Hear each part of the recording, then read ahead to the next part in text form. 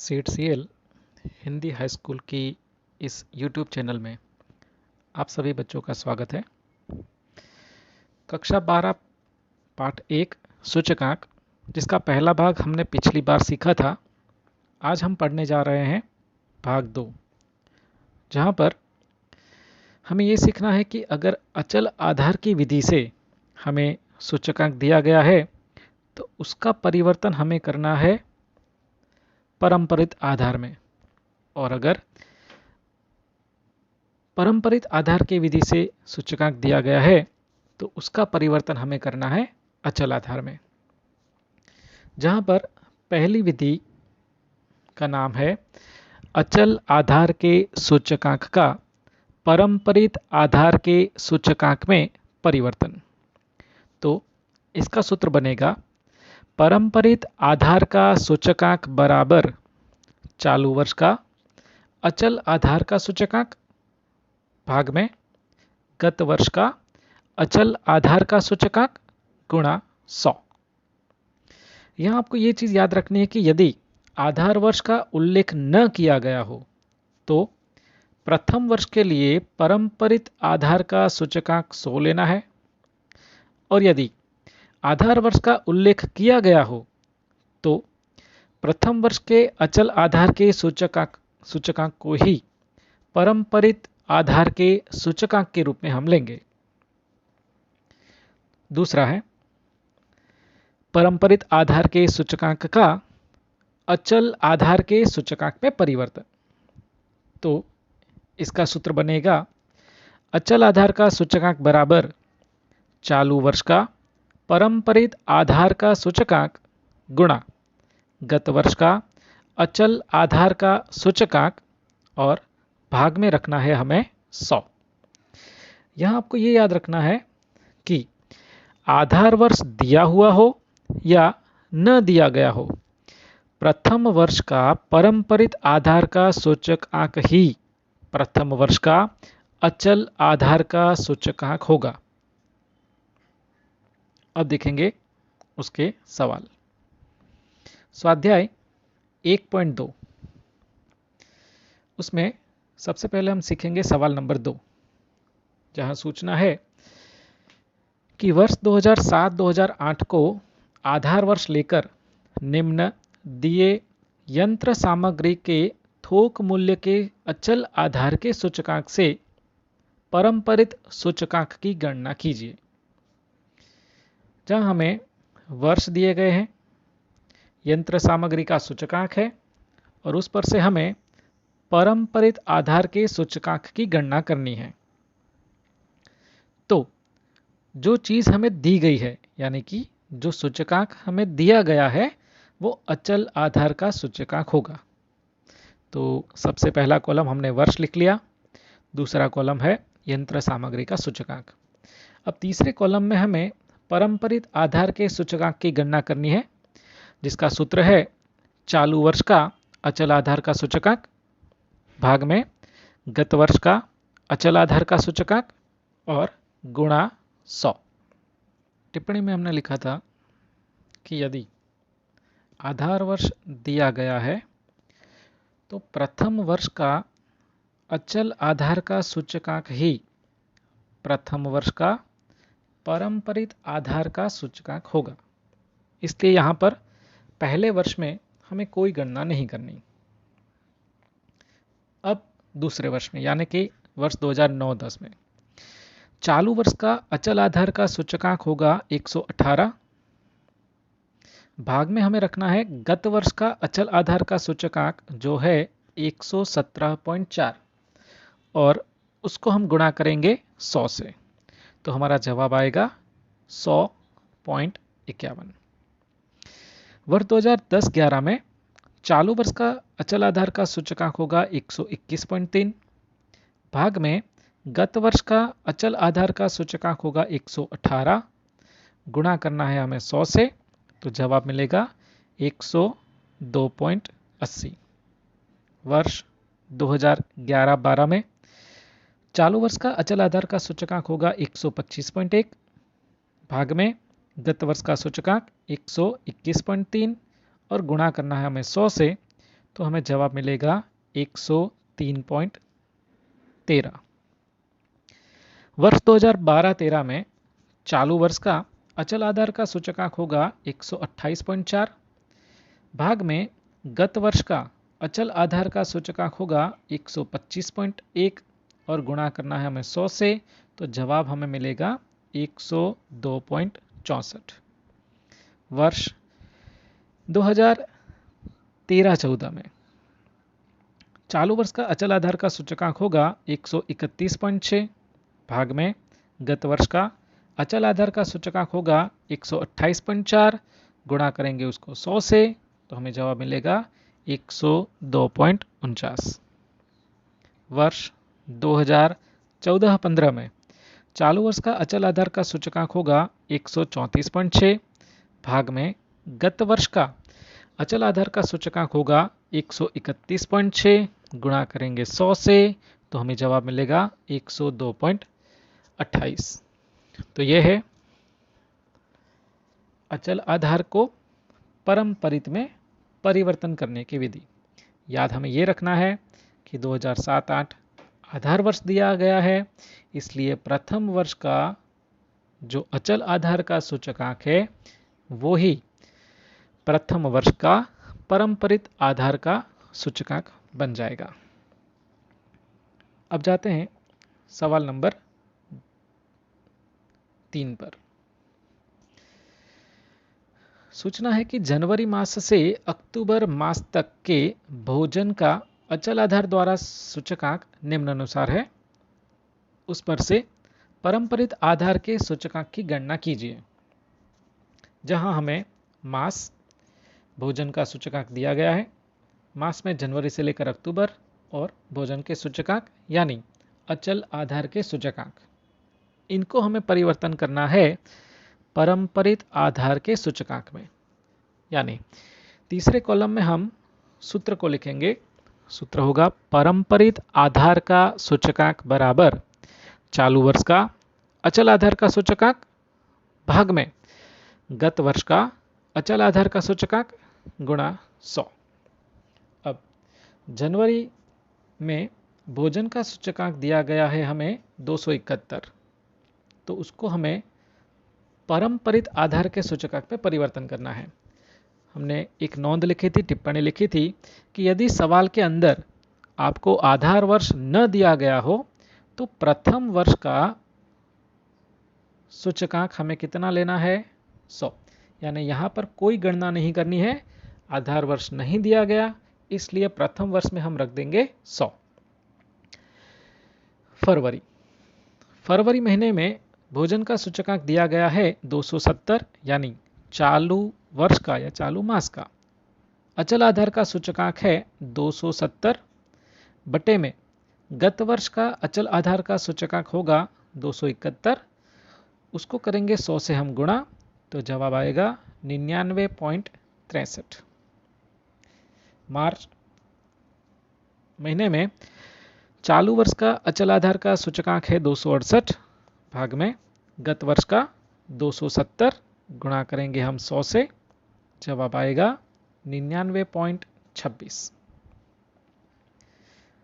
अप्रैल 268 चालू वर्ष का अचल आधार का सूचकांक है, भाग में गत महीने का या गत वर्ष का बोले तो वो भी 268 है, उसको हम करेंगे 100 से गुणा, तो हमारा जवाब आएगा 100। मई महीने में चालू महीने का या चालू वर्ष का सूचकांक 278 बटे में गत वर्ष का या गत मास का कहेंगे अचल आधार का सूचकांक 268, गुणा करेंगे उसको 100 से, जवाब मिलेगा हमें 103.73। जून महीने में 283 बटे में 278, गुणा करेंगे 100 से, जवाब आएगा 101.80। जुलाई महीने में चालू वर्ष का अचल आधार का सूचकांक 283 बटे में गत वर्ष का यानी कि गत महीने का 283, गुणा करेंगे 100 से, जवाब आएगा 100। अगस्त 293 बटे में 283, गुणा करेंगे 100 से, जवाब आएगा 103.53। सितंबर में 293, बटे में भी 293, गुणा करेंगे 100 से, जवाब आएगा 100।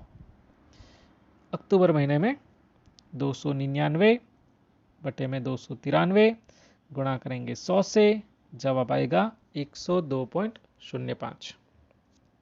तो यह है अचल आधार की विधि को परंपरित आधार की विधि में परिवर्तन करने के सवाल। दो चीज याद रखनी है, आधार वर्ष दिया गया हो तो जो पहले वर्ष का या पहले महीने का सूचकांक है वही हमें परंपरित में भी लिख देना है, और यदि आधार वर्ष के बारे में कोई सूचना ना हो तो प्रथम वर्ष के लिए हमें सूचकांक लेना है 100। आगे बढ़ेंगे सवाल नंबर 1 पर। सवाल नंबर 1 में हमें देखना है कि एक राज्य के वर्ष 2008 से 2014 तक कृषि उत्पादन का परंपरित आधार द्वारा ज्ञात किए गए सूचकांक निम्नानुसार है। उस पर से अचल आधार के सूचकांक की गणना करनी है, जहां आधार वर्ष हमें लेना है 2007। यानी जो दिया गया है कृषि उत्पादन का सूचकांक, ये परंपरित आधार का सूचकांक है और पहला कॉलम है वर्ष का। अब इनको हमें बदलना है अचल आधार में, तो सूत्र हमें तीसरे कॉलम में लिखना है कि अचल आधार का सूचकांक बराबर चालू वर्ष का परंपरित आधार का सूचकांक गुणा गत वर्ष का अचल आधार का सूचकांक भाग में 100। यहां हमने ये टिप्पणी लिखी थी कि आधार वर्ष आपको दिया हुआ हो या ना दिया गया हो, उससे कोई फर्क नहीं पड़ेगा। प्रथम वर्ष का जो भी परंपरित सूचकांक है वही हमें प्रथम वर्ष के अचल आधार के सूचकांक के रूप में ले लेना है। अब जाएंगे वर्ष 2009 की गणना में। तो वर्ष 2009 में चालू वर्ष का परंपरित सूचकांक है 110 गुणा गत वर्ष का अचल आधार का सूचकांक हमें यहां से लेना है 100 और भाग में रखने हैं 100, तो जवाब हमें मिलेगा 110।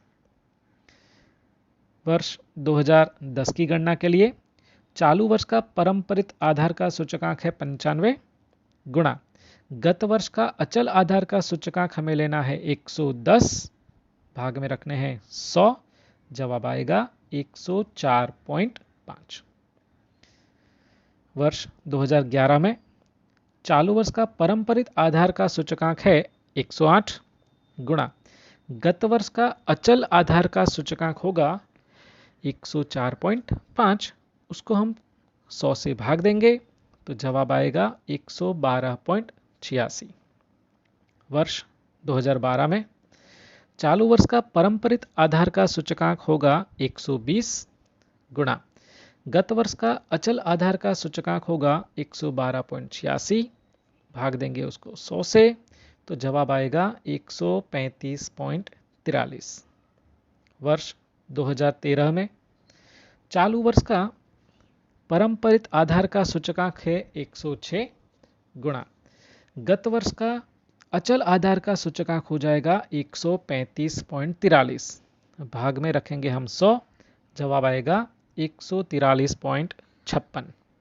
और वर्ष 2014 में चालू वर्ष का परंपरित आधार से सूचकांक है 110 गुणा गत वर्ष का अचल आधार का सूचकांक होगा 143.56, बटे में हम रखेंगे 100, तो जवाब मिलेगा 157.92।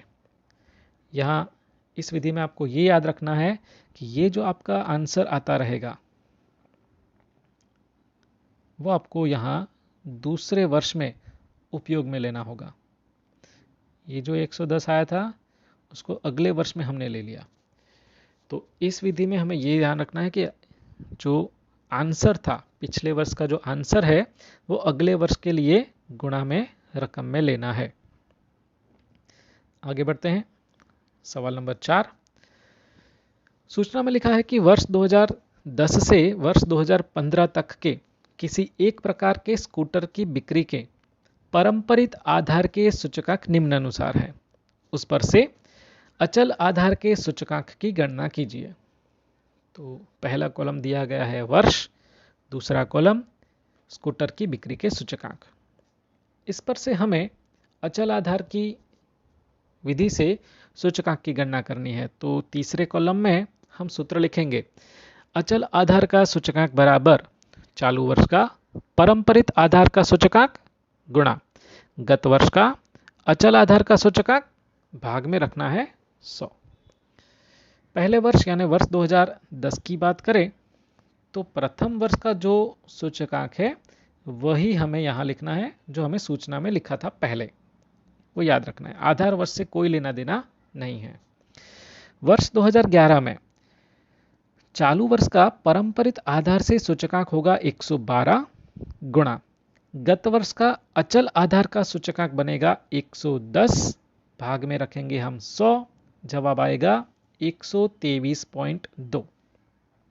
वर्ष 2012 में चालू वर्ष का परंपरित आधार से सूचकांक होगा 109 गुणा गत वर्ष का अचल आधार का सूचकांक है 123.2, बटे में रखेंगे हम 100, जवाब आएगा 134.29। वर्ष 2013 में चालू वर्ष का परंपरित आधार से सूचकांक 108 गुणा गत वर्ष का अचल आधार से सूचकांक 134.29, भाग में रखने हैं 100, जवाब आएगा 145.03। वर्ष 2014 में चालू वर्ष का परंपरित आधार से सूचकांक 105 गुणा गत वर्ष का अचल आधार से सूचकांक 145.03, भाग में रखेंगे हम 100, जवाब आएगा 192.28। वर्ष 2015 में चालू वर्ष का परंपरित आधार से सूचकांक है 111 गुणा गत वर्ष का अचल आधार से सूचकांक है 152.28 और भाग में रखना है हमें 100, तो जवाब हमें मिलेगा 169.03। तो यह है विधि परंपरित आधार के सूचकांक को अचल आधार में परिवर्तन करना। ये दो विधि यहाँ पे पूरी होती है। अगले हम लेक्चर में सीखेंगे विशिष्ट प्रकार के सूचकांकों की गणना।